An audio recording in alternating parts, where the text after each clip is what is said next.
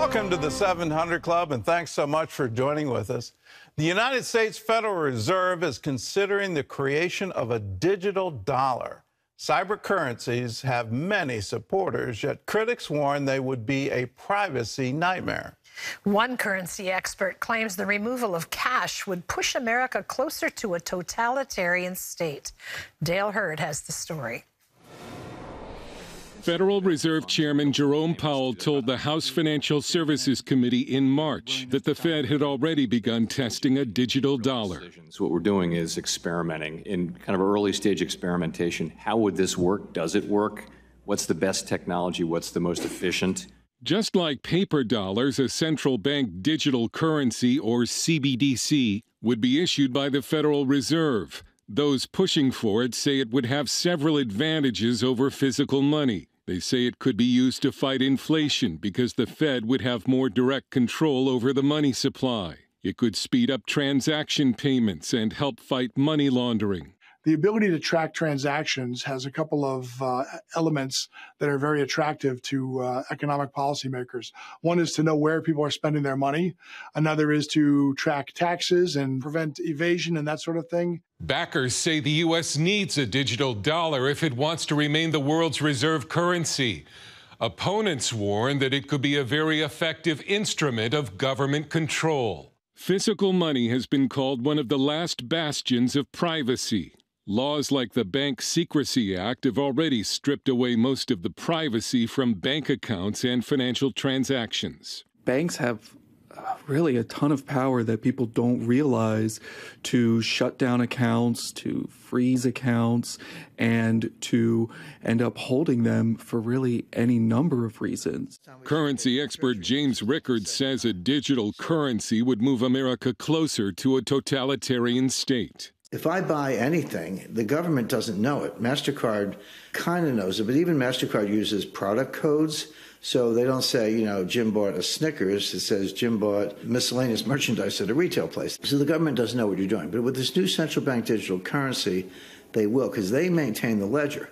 So if I buy, you know, Ron DeSantis' new book, or I go to a Donald Trump rally, or whatever it may be, the government, using artificial intelligence and having that information, which they would, are able to profile you. They say, well, this guy kind of looks like a conservative and maybe he's MAGA. And then you've got a target on your back. Last year, a Canadian court froze millions of dollars raised for truckers blocking roads to protest COVID-19 vaccine mandates. When the Pakistani government was faced with almost nonstop protest last year, it threatened to switch off the bank accounts of the protesters. A digital dollar could not only be switched off, the Fed would be able to force negative interest rates on Americans if it wanted them to spend more, penalizing savers. Digital cash might also be an easy target for hackers. On the bank-to-bank level, a real-time payment system called FedNow is expected to begin in July. It's not a digital currency, but an upgrade to what some call our antiquated banking system. FedNow service is an instant payments infrastructure that financial institutions can use to clear and settle payments instantly. Large bank deposits will be expected to clear much faster than they do now. But when it comes to a digital dollar, Fed Chairman Powell has admitted he's not at all confident that Americans want it. Dale Hurd, CBN News.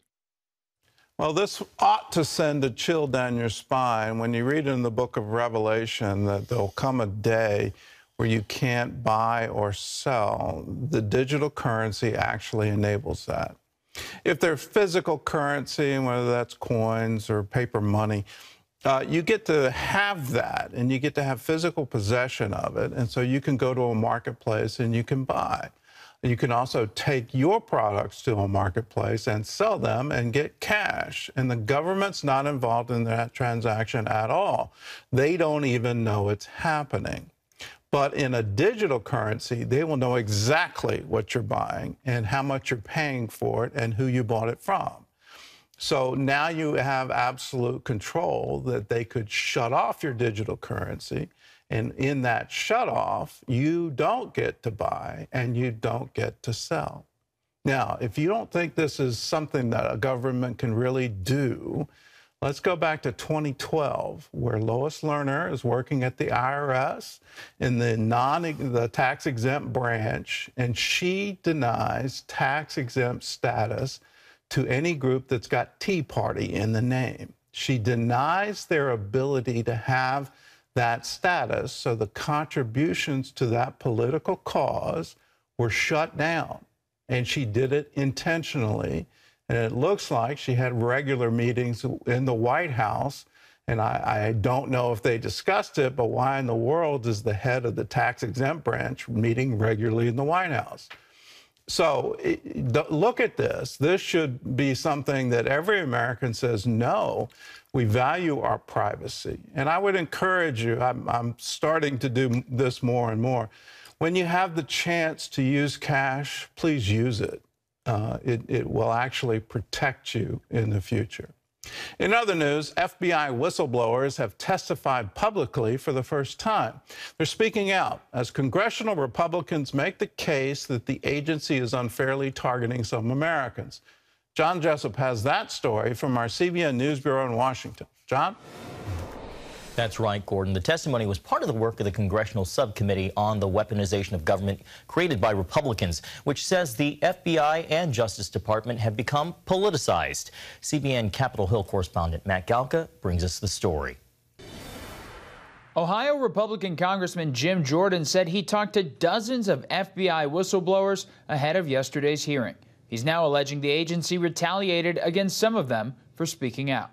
If you're a parent attending a school board meeting, you're a pro-lifer praying at a clinic, or you're a Catholic simply going to Mass, you are a target of the government. The House's Weaponization of Federal Government Subcommittee released its report charging the FBI has politicized rot in the agency and leadership. The report was based on testimony from self-described FBI whistleblowers, 3 who appeared publicly in front of the committee. All I wanted to do was serve my country by stopping bad guys and protecting the innocent.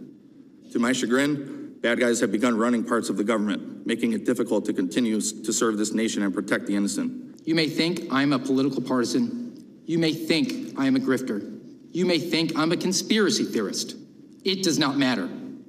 Simply put, this committee should avoid the temptation to impugn the character and the motivations of the messengers seated before you. Some of the accusations in the whistleblower report accuse the FBI of inflating domestic violence extremism to fit a political narrative from the Biden administration and forcing out conservative employees. Despite my history of unblemished service to the United States, the FBI suspended my security clearance, accusing me of actually being disloyal to my country. The day before the meeting, the FBI said it had revoked the security clearances of 3 agents, including 2 who were testifying at the hearing because of ties to January 6th. The FBI said Staff Operations Specialist Marcus Allen obstructed lawful investigation into people involved with the January 6th riot.